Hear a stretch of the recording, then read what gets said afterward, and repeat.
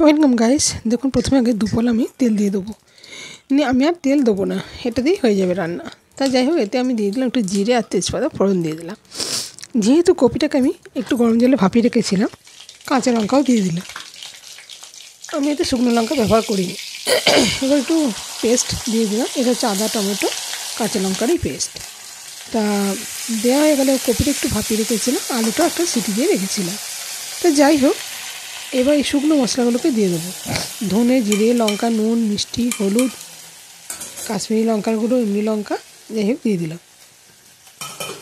দিয়ে এবার মশলাটাকে একটু তেলেতে কষে নেবো। দিয়ে তারপর আমি এতে আলুগুলোকে আগে প্রথমে দিয়ে দিই।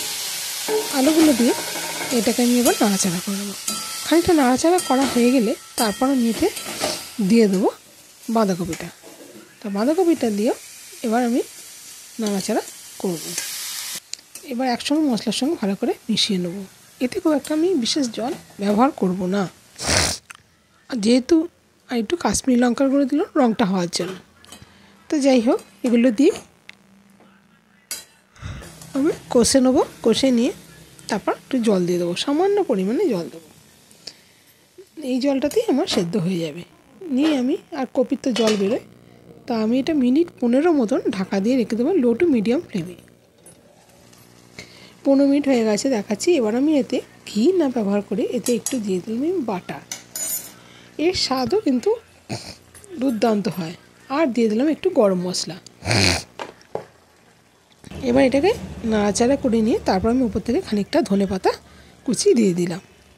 এবার এটাকে খানিকটা নাড়াচাড়া করে নেব, নিয়ে একটু ঢাকা দিয়ে রাখবো। দিয়ে তারপর আবার খুলে একটু ধনেপাতা রেখে দিলাম, সেটা আবার না আবার মুখেতেই একদম দেবো। তা যেহেতু এখনও জলটা একটু শুকোতে বাকি আছে, সেই জন্যই ঢাকা দিয়ে আরেকটু দেবো। এটা মিনিট 3-4 মতো রেখেছিলাম। তারপর হয়ে এসছে দেখুন প্রায়। এই বাকি ধনেপাতাটাও দিয়ে দিলাম।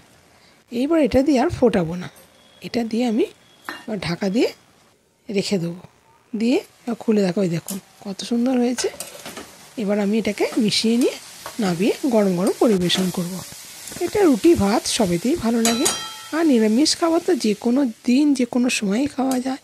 আর এটা তো শীতকালের খাবার, খেতে তো খুব ভালোই লাগবে। তা কেমন লাগলো রেসিপিটা? যদি ভালো লেগে থাকে অবশ্যই চ্যানেলটাকে সাবস্ক্রাইব করবেন, পাশে থাকবেন, লাইক কমেন্ট করতে ভুলবেন না।